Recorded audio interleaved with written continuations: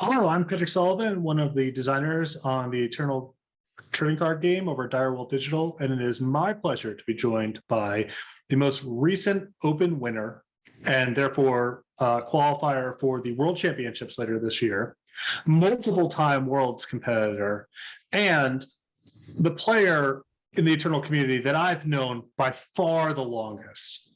Watchwolf, how you doing? I'm doing well. I appreciate all that. Great intro. And I'm glad more than anything to finally complete this loop of once upon a time in 2011, you were participating in a card game tournament in Edison, a town by us, and you won that tournament. And I was in the booth commentating the finals. And after your return to Eternal, I was like, I want to win a tournament when Patrick Sullivan is commentating. And now I did it. So that was the real prize for me. Well, that's definitely a feather in your cap that no one else has, which is commentated a match that I was playing in and ended up winning. So you are in a very rare company. I mean, it's a company of one. No one else can really say this. I was talking to our producer before we went on, and he said something like, it sounds like you two have a personal relationship, so the conversation would be pretty easy. And I said, I've known him for over 20 years now at this point. Yeah. I think if my math is correct. So we do go quite a ways back. And for a little bit of context on that end, back in the day, I used to run and work at and co-own a hobby game shop in central New Jersey called The Only Game in Town. It was in Hillsborough and Somerville, if you know Somerset County. And there was a time where there was a tournament series called the JSS, the Junior Super Series. It was eligible 15 or 16 and younger, something like that. And the prizes were scholarship money at the store, and then you qualified for a nationals tournament where there would be even more scholarship money. And part of my responsibilities at the card shop was being the judge for the events that we would happen to get at our store. And so we were having a JSS one day, and if memory serves, you won one of them at The Only Game in Town? Not The Only Game in Town. I won a different place, but I made some deep runs. But I was, maybe 11 or 12 at the time, like pretty young. Right. So that was where I wanted to go with the first question. I remember you playing, like you said, 11, 12 years old.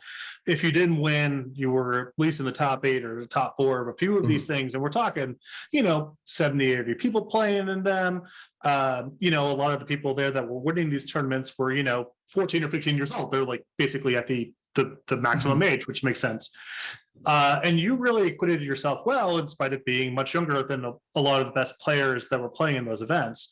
So I was kind of curious where you started playing card games, and if you always had just sort of a natural aptitude for them, or if there was someone who really trained you, helped you level up while you were younger. What was kind of your story going back to being however old you were, 9, 10, 11 years old, when you started picking up these games? Right. So as you can tell from my gamer ID, Watchwolf92, I was born in 1992, and I started playing Magic the Gathering when I was 7. So that would be 99, roughly. I guess that would be second grade. And before that, there's kind of like a history in my family of playing a lot of games. Like every year for New Year's Eve, our tradition is to play Board Game of Risk, or my parents in college would play backgammon to see who does the trash. So it definitely, it is in my family. But and I remember when I was 4 or 3, my father teaching me chess. I remember my favorite board game growing up was playing Stratego with my mom every day when I was 4, so a chess variant. And one day we just picked up Magic the Gathering at a KB toy stores. I don't even know if they exist anymore, but it was, a relic of the past.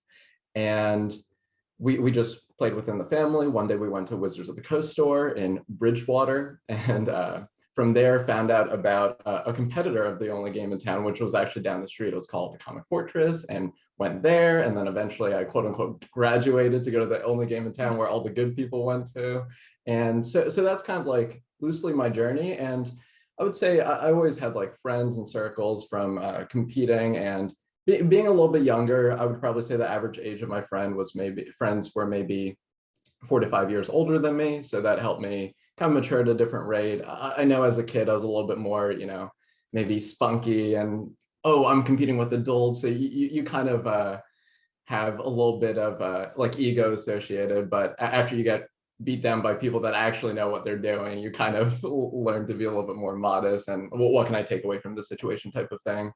I'd probably say throughout my childhood, a lot of it was maybe some amount of that that arrogance, but put in a good way. I would see all the things people were doing, and I would just be like, you know what? I think they're all wrong. There's probably just something better, and everyone's missing everything, and I'm going to come up with the best thing. And I would play what we would call in Magic rogue decks, just decks that aren't the, you know, typical tier 1, tier 2. And I also didn't like borrowing cards from people. So I would either try to trade for the cards I wanted, and if I couldn't do that, I would just have to make do with the cards I have. I remember a lot of after school hours in 5th grade were spent playing Chandelar, which was a Magic game where you like walk around and you fight things that, you know, they start at 30 life, you start at 5 life, like stuff like that. But very much like just try to make do with what I have. And I feel like that kind of put some baseline innovation spark within me. I really do appreciate that. That arc of leveling up in a bunch of different respects, like you're getting better at the game, you're observing and you're learning from the people around you, but also that like your collection's a thing. Like it isn't just assumed that you own 4 copies of anything. And so part of it is the like hunting down cards you want, identifying cards that you want to get from the new set. What do I have in my collection that I could part with to be able to get other stuff that I needed? You know, I started in the same spot in 95 and 96, thereabouts. And yeah, our stories are really similar in that respect. Like I did really want to do my own thing to a certain extent, and still kind of do. And also the wanting to own the stuff and not wanting to borrow, and that sort of like the experience of both getting better and managing your collection was something that was really appealing to me when I was 14 or 15 first started. So that there's a lot of overlap with where we got started. Who are the players? I mean, obviously your parents sound like a huge influence here. Was there anyone at the local level, like the best player at the local shop, anyone like that who you really remember being outside of the house, kind of leveling you up through some of those early experiences? So there were always like the Pro Tour qualifier regulars that you would kind of see, the people that seem to always spike the events or be in the circles of those sorts of people. I remember that there was a professional player that gave me a piece of advice at a pre-release when I was 14 and kind of just said like, hey, how many Pro Tours have you played in? And I said, none. And he said, that's really weird because you play really well. You seem like the kind of person that would have competed in at least one. What type of decks do you play? And I just said I play my own decks. I try to come up with whatever I can. And his advice was, you're good enough. Just play the best deck and you're just going to qualify. And maybe prove yourself later, but you need to start competing against people that are like as good as you in his words. So that was a very good piece of advice. One thing that I'm really grateful for is both in paper Magic for a long time, but then Magic Online at the time had a feature where you can watch replays of all the tournaments that happened. So every day when I got home from school, there were these small 4-round tournaments that would just go staggered out. And I would watch every single one of them. And I would try to, like every time someone would play the equivalent of exploit, I would try to figure out what was in the exploit player's hand. I would just pause the video. And I'm like, you chose to take that card in this matchup, so your hand has to be this combination of things. And every time I was wrong, I was like, okay, how can I build my process better so that way I can catch those things in the future? So I'm a very like process-driven person, but I think like I don't use very complicated math despite having a math degree and math background. Like a lot of it ends up being feel and experience, but I just try to approach things in a way that I feel like almost anyone can appreciate and replicate themselves. It's really cool. And, you know, I've heard all these stories about, you know, athletes that grew up in, there's certain communities that are known for producing just a disproportionate number of basketball players or football players. And they just talk about like, it's just, there's this like crucible. It's a really hard place to play. there's no better place to get better. Everyone's tough. There's a bunch of people who maybe didn't quite make it professionally, but like got themselves to college or whatever, like the reverence they have for those sorts of really specific areas. And I feel like Central New Jersey is that kind of thing for trading card games. Like it is a tough crowd. It's pretty densely populated. You're by Rutgers and Princeton, so there's a lot of, you know, smart college age people who are there to battle with. And you know, you and I, our community, we have, you know, a lot of this is just going to be me bragging about where we're from, basically. But we punched above our weight when it comes to these sort of games for a very long time.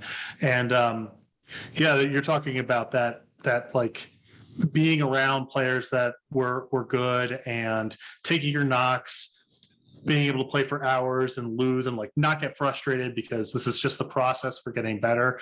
Again, I had very similar experiences when I was coming up, and I feel like you and I, if you were to mold a trading card game player from scratch, you could do a lot worse than growing up in Central New Jersey in the time that we grew up. Yeah, there were just so many good players that were kind of playing on the pro tour, and it's like they need to now requalify because they barely didn't do well enough. So now they're competing against, and it's like this, like it brings everyone up, like one of those rising tides raise all boats type of thing.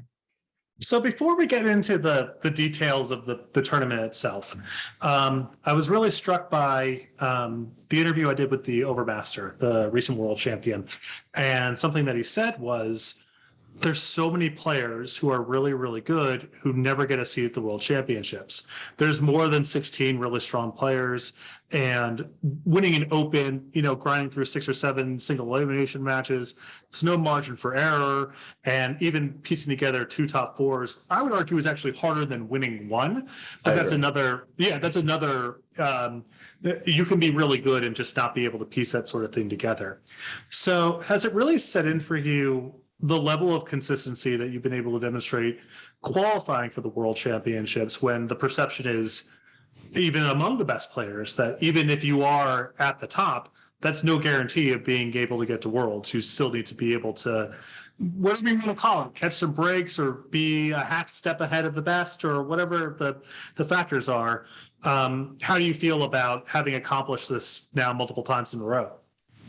I feel more lucky than anything. Like you can say that there's some amount of skill or like increasing your probabilities as high as possible, but it's never 100%. Like that's just how it is. And maybe part of growing up in the area that we did, and just how you had to feel when you open up the best sealed pool and yet go 0-2 drop, and all those emotional swings. I feel like eventually people come up with some sort of either motto or narrative or way to emotionally be fine, but then still have a growth mindset. And what mine is that, so every time I lose, it's likely that I made a mistake, so I should look for it, that way I can improve. If I win, I'm just lucky that my mistakes didn't cost me the victory. I don't think I've ever played like a perfect match other than maybe double mulliganing and then not drawing any power or something like that. Like I've probably, I watched all my matches from this tournament, and I already found like a bunch of mistakes that are like very minute and like really hard to find, but I wanted to see them because I knew that I could do better. Well, maybe not result wise, but probabilistically. I mean, I've been playing a lot of, I play a lot of Throne. I mean, I play all the formats, but probably mostly Throne.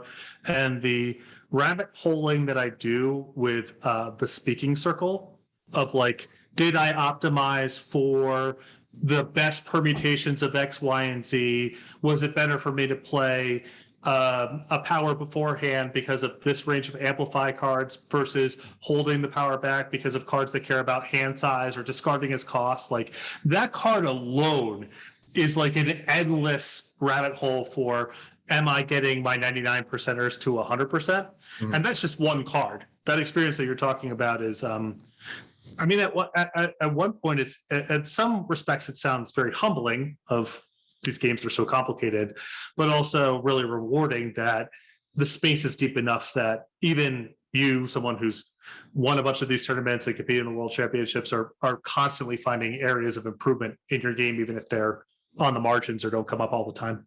Yeah, my favorite's definitely Invoke. Just trying to think of Oh like, yeah. like my knowledge pool is not even the deepest when it comes to Eternal. Like I'm still relatively new to the game. I guess I've been playing since like March 2020. But once there's an Invoke card, I actually try to put on my game design cap and I try to think what even exists in this like format or in this set. Like what type of card would I make? Well, there's probably some sort of, like 7-drop that will just be good on this board. So that would be nice. And then, I see something that's like, oh yeah, here's like random, I remember one time I invoked into Draconic Ire and I was like, oh yeah, I forgot that was even in this game. I guess you're dead now. Yeah, there's occasionally, the shadow deck that I play in Throne has a lot of invoke, and there's sometimes where Andrew Beckstrom will look over and he was like, what was that play about? And I was like, it's better if I invoke into Dumping Grounds somewhere down the line. There we go. Like that. So yeah, Invoke's another great example of it's an unlimited well. Like you actually can get better at these decisions over time, and you can't even like setting them up ahead of time for the small chances of finding specific cards. And I'm constantly humbled by playing these games just on the ladder and being like, yep, I could have wiggled my way out of it, and I just either didn't know the cards well enough or didn't know what exactly I needed to play to. And Warcry is a lot of that too. Oh yeah. Yeah, it's just, you're right. It is just you can go on it forever. Which is part of what makes these games so awesome. Like I probably wouldn't be playing this for, I guess, almost 23 years now if I didn't find those things so interesting. And especially Invoke and Speaking Circle, like those types of things, it's even easier than normal to blame variance. And that's really like, maybe the edge you gain is very small, but that's also what can make or break your tournament. And we're talking these days of needing to win 6 to 7 single elimination matches. Like every edge matters. So you said that you have a background in mathematics, but also that a lot of your process for this sort of stuff, you feel there's a lot of intuition, there's a lot of feel. Mm-hmm. Where do you see those elements sort of overlapping or intersecting in ways, and where do you find that those elements sort of deviate? Yeah, so a lot of my philosophy ends up coming from you can back out how the numbers work and then apply some sort of normal person logic to it, and then that becomes more tangible. So I felt like one of my advantages growing up as a gamer and in school is that I'm pretty good at basic logic, just being able to kind of take whatever's being said, translate it to normal English, use that logic, and then like throw it back. Like I've taught a lot of my friends to be more, I call it deck list literate. Like I view deck lists as works of art.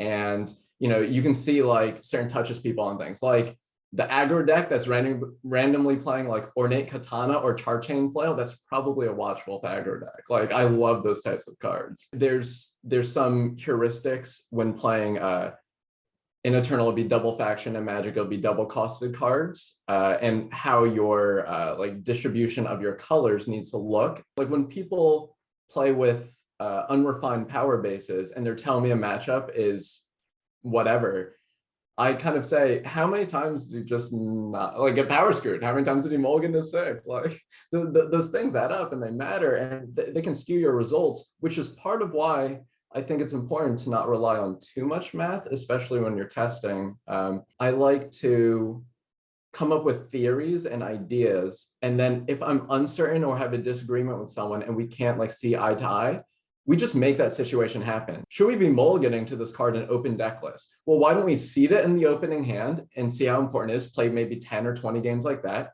and play it where it's just not in my deck. I just take the card out and I'll never draw it, and I can see how polarized the card is through experimentation. I do think that the nature of the Eternal tournaments is very good for part of my testing process and philosophy, which is when I see open deck lists, I just compare my deck and their deck, and I try as hard as I can to enumerate all the reasonable things that can happen on the first 5 turns.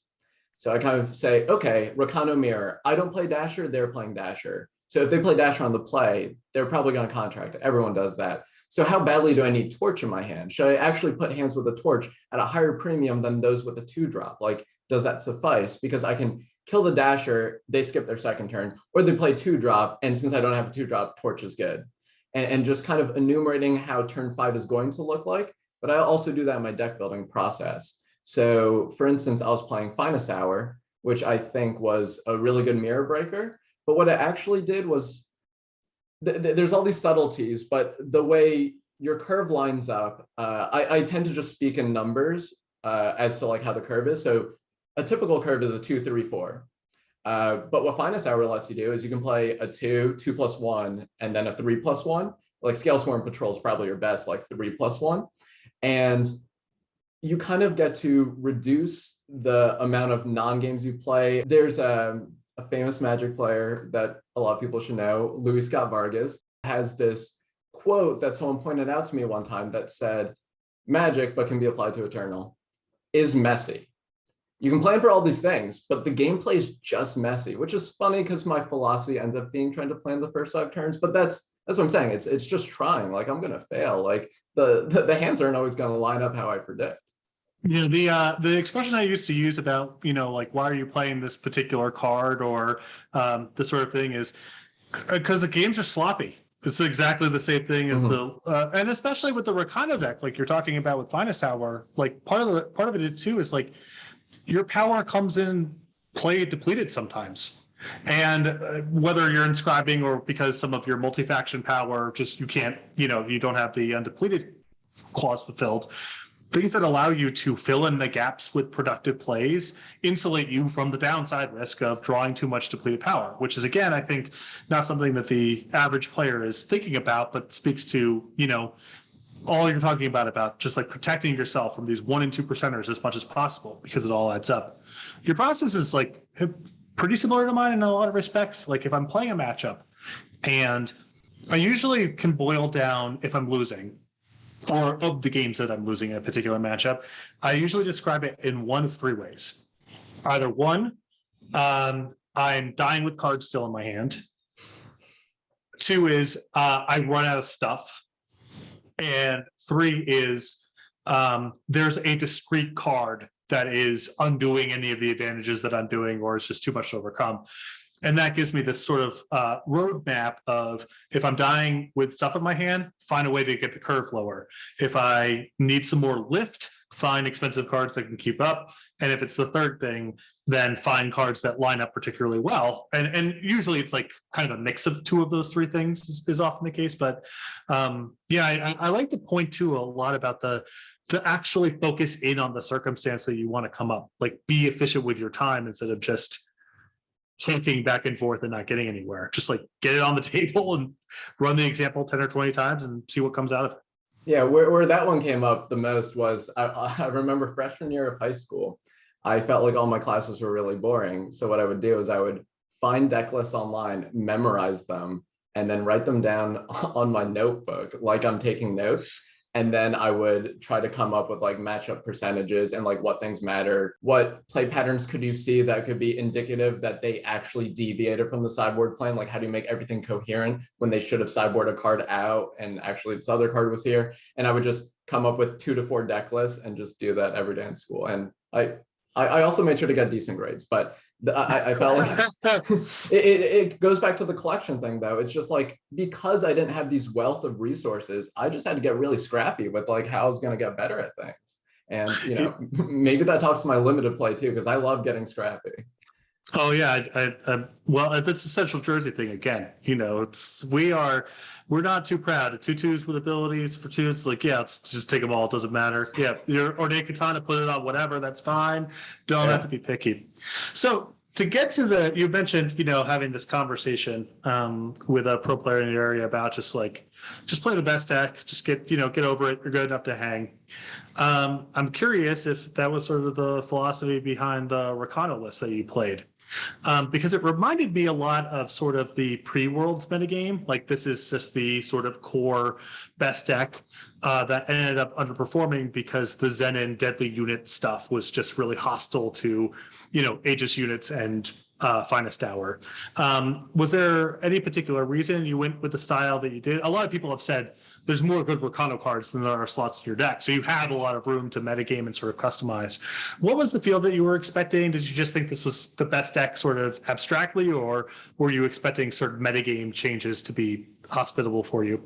Yeah, so I test with the Misplay, which is, a very accommodating team and very, very nice. And my favorite part about them is you have a bunch of people with a lot of different philosophies.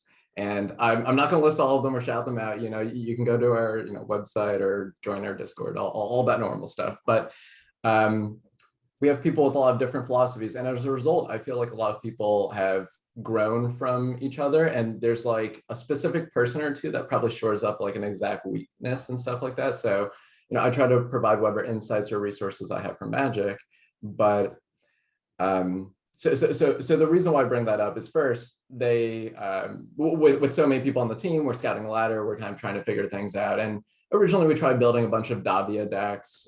We liked Moment of Creation, so we kept on trying to build those decks with like an instinct sort of deck. And then we all kind of just branch out and do our own thing. So for instance, D-Dub just plays aggro decks, and Magikarp also likes aggro decks. Kolokoma just really wanted to play a Davia deck. And once he was ready to put down Davia, I'm just like, all right, there's a fundamental reason why Davia is not working, because he would be playing that card if he could. And he ended up playing Rakano and day twoing with it. So that was like a pretty big indicator to me. And I just spend so much time trying to, similar to my roots, just try to break it. I'm like, all right, Rakano, Xenon, and Davia decks are just the top three. I need to beat those. How do I do that? And I typically enter on Saturday, so I get to watch streams, hear a little bit of rumblings about like expected metagame. So I don't have to necessarily make all the predictions, but it's still difficult. And so circling back to what I said previously about like shoring up weaknesses, I have a habit of trying to get like too cute. I try to get a lot of edges from playing a singleton in my open deck list. It's really hard for you to play around. Free Fire was the card I kept on trying to play in all my Rakano decks when I was building them. And, I got that Invoke action, that Lifesteal. Like, everyone knows that Styre's Eyes Pumping is cool, but what if you had to play around Free Fire? Right. So what ended up happening was 5 of my teammates made day 2 with Rakano, and one of them made day 2 with Xenon. And I already did a run with Sunnyvale's Huru deck, which didn't do it for me. It helped him day 2. And I kind of just felt like, okay, Rakano's probably the deck. I should probably just build Rakano that beats Rakano, but doesn't sacrifice like huge points elsewhere. And I felt like the 2 mirror breakers that I wanted to play were Genblazer Cannon and Finest Hour. And just top down, let's start with those in my deck and then the Rakano core and see where I end up. And so I had most of the usual suspects. A lot of people say a lot of the cards are already spoken for. I was trying to see if I could cut Torch, but eventually I end up not playing Battlefront Dasher. And that's kind of like an interesting call. It's not necessarily intuitive. And if you want to compare like apples to apples, it would be that I cut Battlefront Dasher for Crown Watch Paladin, and that I cut Olin for Genblazer Cannon, if you look at a lot of the other lists from the top 64. But it's not necessarily fair to say that that was the only change. A really big change was my power base. So this one comes from like my roots of just like my biggest advantage is being a student of the game. I just want to learn, I want to understand, and just like, if I just get to talk to people, that's sometimes all the testing I need. And the biggest thing that helped me build my power base was actually talking to ZDCH, who after he does his run and his team's over, I usually just talk to him. I'm like, hey, what worked? What didn't work? What do you wish you played? And I never play his deck. I just want to talk. And Zach's a very, very smart guy, very articulate, so great to work with. And he showed me a list of Feln that played, I think it's called Midnight Gale, Mhm. and Night Dojo and Iadria. And the power base was just like 4 tomes, 4 seats, 4 greater plans, 4 Diplo seals, and then to be able to facilitate that. And he was also playing Twisted Farmer. So I was surprised to see no Shadow Sketch. Mhm. And I was like, can we just play one Shadow Sketch? Let's cut a sigil. He's like, oh, you can't do that because like your tomes are coming into play depleted and then your seats. And, you know, we're kind of pushing it as it is. I'm like, fine, can we cut a Diplo seal or a greater plans? And he's like, oh, you like kind of can't do that because like then you end up mulliganing in these scenarios and like you're still trying to curve like 1, 2, 3, 4, and you kind of can't do that. I'm just like, wow, this Midnight Gale and like Night Dojo especially are just so costly if Zach's like only partially entertaining my idea to put in Shadow Sketch. So therefore, I realized that Olin's cost is just so hidden. Like it's like you see all the games where it turns out well, but the times that you can't play your 3-drop on 3 and you're just passing the turn, like those are like auto losses. You can't be doing that. So I really just wanted to reduce the variance, play 2 Diplo seals. Maybe I should have played 3. That was kind of hard, but then maybe your seats end up being worse. And a lot of people were playing like Rune of Laws. I was playing just a sketch, but like you kind of want to hold those in your hand too. But then you need to make sure you have enough sigils and like all these things lining up. That one conversation with ZDCH is how I built my power base differently. That's really cool. I loved talking, you mentioning having this team of specialists. I've gotten to work in those kind of environments, and I'm known as a bit of a specialist myself. And I find those teams to be really great because one, whatever the deck is, you know you're going to find this person's going to find the best version of it. Maybe it's not good enough to play as a deck, but maybe they discover a card that works the right way for reasons, and you can add that. And second, they act as really good barometers. Like if your Stone Scar aggro player who plays Stone Scar aggro at every event goes, yeah, I'm not playing it, just isn't good enough or whatever, you can just wash your hands of it. You don't even need to be thinking about it anymore. And if your player who plays control all the time says, I'm going to play Stone Scar aggro, that's also a really meaningful thing too. So you get like the best iteration, a really interesting sampling of perspectives. And when these people who act as bellwethers in either direction deviate, then like, it's not maybe as good as experiencing it yourself, but you know that that's information that you can trust. Right. And so back to like how certain teammates shore up certain weaknesses, like I'm with my faults too. Like it's my fault that there were so many indifferences in our Worlds deck in Expedition because I was just like, hey, look at how this curve works. You just have to play indifference because you don't have enough time to finish the rumors, back your thing and replay it. So, I believe the player on my team that has helped me the most in terms of, I'd say keeping me in check. Like I feel like I can't present a deck list to them and then just be like, yeah, just trust me, it works. And had just like one free fire and all these other things that I can't fully justify because I know that that's not good in most of the matchups. And that teammate's Thufir Hawa, so they had a lot of prowess in Hex when that was around, and came over this game and has a lot of top finishes. And the way Thufir builds decks is a little bit different than me, where they just don't play bad cards. Like all their decks are the good cards, good numbers of all the good cards. Like list is always streamlined. If I had to pick like one of 2 teammates to just blindly follow, it'd be Kolocom or Thufir Hawa, because it's just like I can just trust whatever they're going with. And so eventually I'm going to sign up for my second run, and I paste the list that I have that just has 4, 4, 4, 4, 4, 4, 4, like 2, and I don't even know what adds up to the right numbers, but it's just like a very streamlined deck. And I'm just like, Rakano, no bad cards. This is what I'm playing. And Thufir just comments like, I think this deck is very good. And I'm like, we got this. Like, let's go. Now, there was a question that I had and I forgot it, and I was trying to drag it out of my memory, and you just jogged my memory with the reference to Thufir. Question I had for you is most of the players that qualify for Worlds that I recognize as regularly day twoing or making runs at these things, I frequently run into them on the ladder in whatever format, except for you.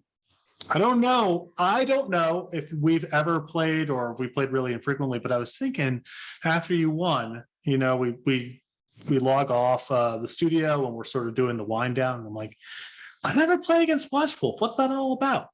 And so now I'm sort of curious here. Are you doing sort of your testing in a different spot? Am I just missing the hours where you're logged on? Like, why have you and I not mixed it up more often? First of all, I apologize. I'm sure our games would be very fun, especially in Throne. I know that that shadow deck, just every set, I could see that there's another card that you're adding to slowly make your deck better. Like you can get one past me, but I got the new promo card in my market now, and that one has been a humdinger. I don't know if it belongs, like space is tight, but it sure has its moments. I'll tell you that. The subversion. Yeah. Yeah, I mean, so I've had this experience where it's like, like Stormhall plating really eats my lunch if I'm just screwing around for too long. And I was like, I could have maybe been a little bit more aggressive, or maybe I like need to structurally change the deck so I have a little bit more closing speed or whatever. That card, the subversion, is me getting to do that to other people. But did you mess around for too long? It's like, all right, we're done here. Take your hand, or just madness everything, hit for 30. So again, I don't know if it belongs long term, but it definitely has moments of being good. I can say that much.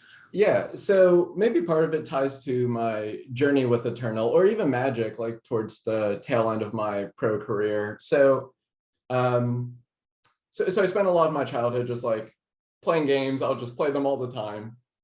Eventually you get older.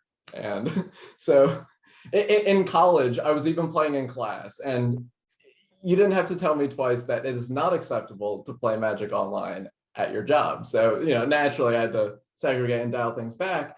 And my process just had to change. So I realized I put in all these like years, and those high school days of like memorizing decks and comparing things, that really came to shine when I had less time.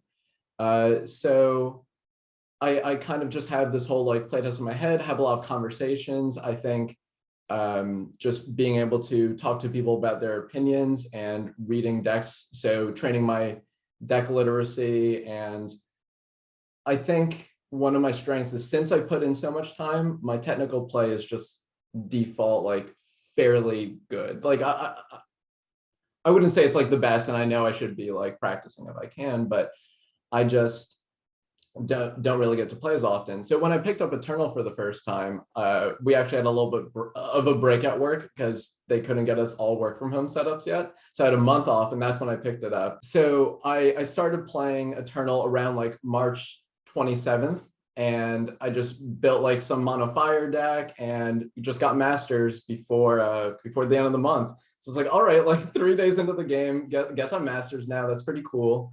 And things kind of just like spiral from there. And I just like kept on jamming. I was like, all right, gotta get more gold because draft is awesome. And the replayability of the game is great. And I just love that there's all these heuristics that are similar to Magic, but because of deck size, because of deck like restraints, like in terms of a third of your deck has to be powered. It's like, wait a minute, like my aggro deck has to account for the fact that my mulligan's gonna have 2, 3, and 4, and especially 4. That was the hardest one. Like, what do I actually want to play? Kazuo and I are like best friends, but for those 4 power hands, especially when you don't play them on 1 and you play them on 5, that's where you get them. Yeah, Pyro Knight was that for me in the day, but yeah, Kazuo a little bit stronger, but same principles apply. You got to have a little bit of a hedge there. You can't just play. My deck is 25% power, and that's how I'm leveraging it or whatever. You actually need to fill in the gaps with some response to those power heavy draws. Right. So then I kind of just petered off a little when I had to return to work, and I was in a very like rigorous education program at work that kind of demanded a lot of my time.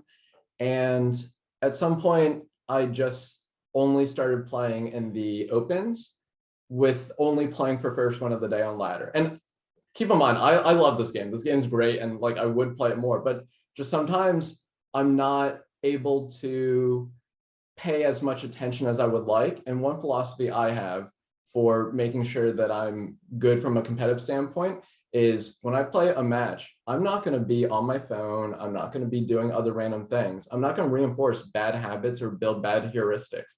I'm going to play like I mean it when I'm going to. If that means only playing the open and not playing a game with my deck until then, so be it. And yes, I'm thankful to my team that, you know, can allow me to do that. Like, it would be hard to do that on my own. Even when I'm playing on ladder, I'll play random things. Like, I played a lot of decks with a lot of invoke cards, but and my early front runner was playing Praxis aggro in an expedition because I wanted to play Char Chain Flail to be able to answer Magna Ventress, which isn't great if they have Finest Hour, but you got to take on the chin sometimes. But I love building my aggro decks that can play the late game. So I want to play with Sindane and Inferno Phoenix and just like things that utilize like some of the high end. I felt like Praxis had those tools at the time. But yeah, so I admittedly just don't get to play as much ladder as I would like, but when I'm really into a deck or when I have some time off of work, you'll see me a lot more. I appreciate that sentiment a lot about the, you know, if you're not able to play all the time, you better be focused when you can. You know, it's a concept in sports too. It's like, if you can't practice that much, you better be practicing at game speed. Like it's the only way to simulate like what you're actually going to be walking into when it comes tournament time or what have you. So yeah, it's really fascinating. I mean, it's not surprising for me, honestly, but how much of what you're speaking to sounds like kind of cross-pollination. Like, it isn't this eternal focused or TCG focused mindset, but rather heuristics that can guide you in all sorts of fields where there's ambiguity, or maybe you don't have as much time as you'd like to explore X, Y, and Z. What are the processes and people that you trust to sort of provide you some shortcuts? Do you find that like there's ways that you cross-pollinate things specific to Eternal to other elements in your professional life or other games that you play? I don't know if I would say that with Eternal in particular, but I would say that the team I'm on, so the Misplay, has improved me a lot as a human. And I always strive to just be the best person I can be in general. And there are just a lot of conversations that I've had with teammates. So one like quick example is we're talking about some sort of concept that is a lot more like potentially math based. And due to the nature of my work, I end up just giving like a very mathematical answer. And someone just pulled me aside in a PM and said, you have to keep in mind that these people don't speak math. And I'm like, oh my God, like I need to like be more sympathetic to the people I'm trying to explain things to. Otherwise, like it's just not going to work out.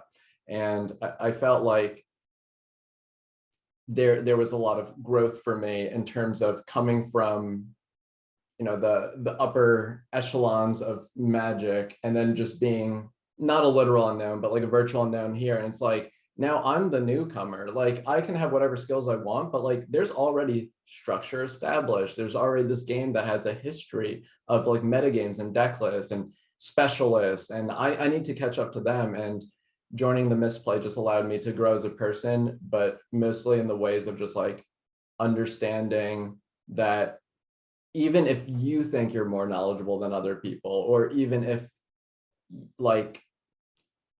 you feel like circumstances are similar to other things you've seen, you need to be very sympathetic to the other people and you know, treat them with respect and just really value their ideas. And one thing I've done both in Magic, not so much in Eternal, because I do think there's people on my team that are better than me at Eternal, but I like to surround myself with either a mix of people better or worse than me, or people that are like, you know, just roughly similar or experts in different areas. Like I want everyone to just feel welcomed, like everyone to feel like they can speak freely and stuff. So I would say that is not directly from the game Eternal, but that is something that by ways of Eternal, I've been able to grow through.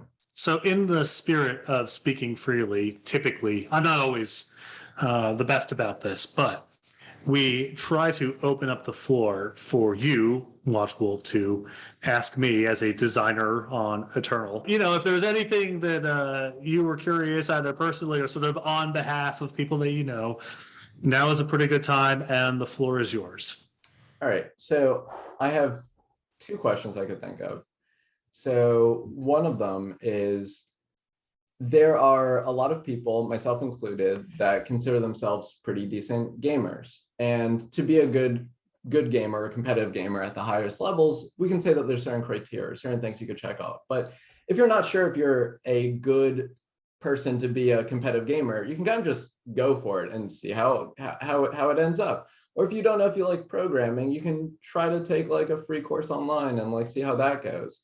How does someone actually know, like how does someone dip their toes into game design? Or how can someone like, it seems awfully daunting to just be like, okay, make a game. But I know that there's like general philosophies. Like I remember that when my friends and I drove you home from a Magic tournament, in the car, I just asked like, what is a type of game design interview question? And you asked me a question about like what makes games fun, and it was some like abstract question. I don't remember exactly, but I was like, you know what? Like, how would someone just like know that like without, I don't know, hearing it or like being in the field or reading it in the book? Like, I just don't know how someone would ever get into game design. So if you assume, in a space like Eternal, let's say, or similar games, that most of the time we're going to be hiring someone who, and I got my start this way too at Upper Deck, 18 years ago or whatever, someone has acquitted themselves well enough in tournaments that we expect them to have power, be able to give good power level feedback, at least initially. And they just have a certain, je ne sais quoi of empathy or interests outside of games, or something that seems like they would be able to absorb sort of a wider lens of viewing the experience. Now, with that said, I have not ever, and this includes myself, this includes any senior or principal game designer that I've ever encountered. I don't know of anyone who is useful at the balance power level stuff inside of the first 6 months of on the job.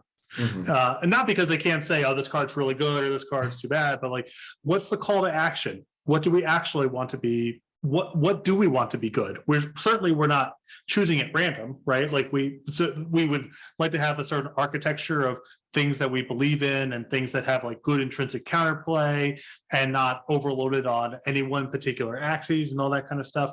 And that even if someone's good at playing in tournaments and has a good understanding for power level, it takes a really long time of incubation before they can even give useful feedback on like through that prism, right? Much less some of the more creative elements or some of like the more complicated structural things. So I have really found that for the most part, it's about taking someone with some sort of aptitude for games, with a passion to learn, who can appreciate, the protecting the experience of the loser. I mean, that's I think one of the bigger issues when you're talking about people from competitive backgrounds is the work can sometimes resemble testing for a tournament. That is not what the work actually is. Sometimes that's a fraction of it, but that's not the entire thing that's going on. And if you start mistaking the work for, we're trying to test for the tournament, we're trying to find the best deck, you are going to lose your way. And also, because we have to be concerned about the experience of the person who's losing or regularly losing. And as a competitive player, you don't even think twice about that. There's this reorientation of your mindset that needs to go on. Even though, again, the work can appear similar to testing in a lot of respects. But to me, it's much more about it's taking someone with, sort of the right raw materials in terms of, the type of skills and expertise they have and what you think you can kind of mold them into. But it has a lot more to do with the incubation environment, in my opinion, than it does with like, obviously, if I'm looking at 6 resumes and I had 6 interviews, I'm probably going to say, I believe person B is the best bet of the 6. I have to make those calls. But it has so much more to do with the environment that you're putting people in and the expectations that I think, that it has to do with sort of the granular difference of how much raw material does candidate A have versus candidate B. Yeah, it seems like there's a lot of like empathy, willingness to learn, like observation, and like those types of things. This was many years ago before I was working at Direwolf, but I was working at a studio part-time. They had just hired a bunch of interns, And I come in, they didn't say that they were hiring me. A lot of these people knew me from other endeavors or whatever. So there's a stand-up meeting, and it's like the design team, a half dozen interns, and I'm just like there in the corner, just standing there. And don't say anything, just, observing. And eventually the owner of the company goes, and you may have noticed, but Patrick Sullivan's here. He's worked on X, Y, and Z games, have been in the industry for however long. Patrick, are there any words that you would like to impart upon, especially our new hires? And I go, in spite of every game having a winner and a loser, some games are more popular than others. So think about why that might be and walk out. But it's reductive, but that is kind of the whole thing. What's fun about this game, even when you're not winning? What's going on in this experience that would make you come back, even though it's frustrating sometimes? Those are complicated questions, and they don't have clear answers. That's why we talk in the office all the time about this stuff, because it's really, really hard, and the details matter.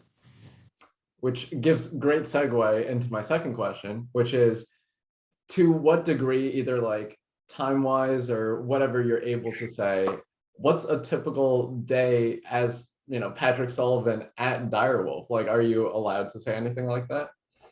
Yeah, totally. So there is a combination of discrete things that go on every day, deliverables that we have to get over to various departments, along with me having a sort of broad charge to evaluate all the facets of the game and come up with proposals to potentially make things better or different, or maybe gaps that we've had in the experience in whatever card file, client, economy, whatever. So I do actually spend a fair bit of the day sort of investigating, like, what's the experience going on day to day. A lot of the changes, for example, to the draft rewards came as a function of, I was out of the game for 18 months, came back and was playing, and found elements of the economy to be somewhat damaging to my experience as a returning player, and said, I think that we could, they would be very high yield for us to explore giving more rewards in gold for a variety of reasons. Simplification, if you're coming back, it's a little bit easier to chain. It's and draft is a way to feel like you're playing legitimate competitive games, even while you're building up your collection. So there's a lot of stuff that has already occurred and will be occurring in the future, hopefully, that comes out of me sort of spending a lot of time thinking and exploring and considering different elements, or how maybe like multiple things at the same time could be improved in a way that interlock. There's discrete deliverables, there's testing of files, there's design work that goes on, there's some amount of, shepherding and trying to provide feedback to some of the relatively newer hires to the team. So all the days look different, but I would say broadly it's a split between discrete deliverables that I or we have at any given time, intersecting with sort of broadly speaking, what are areas of improvement, what's low-hanging fruit for us in year 6 of the game. All right, awesome. That's all I got for questions. Cool. All right. So as we sort of wrap up here, any shout outs? I know you mentioned your podcast, your testing team. Where can we find y'all? Yeah, so Watchwolf92, everywhere I want you to find me. I use other secret handles and usernames when I don't want people to find me. But yeah, Jonathan Sekenic, Watchwolf92. You can shoot me a message, add me in game when we battle, except Patrick, because we're never going to battle, but yeah, so, and I'm always up for a conversation. Feel free to leave comments in the YouTube if that's how you're watching this, or comment in chat. I'll probably see it. And thanks so much for listening. I really appreciate your time. Again, Jonathan Sekenic, Watchwolf92, congratulations on your recent Expedition Open win. And I look forward to covering you throughout the year, and then the World Championships, which you have qualified for once again. Yeah, awesome.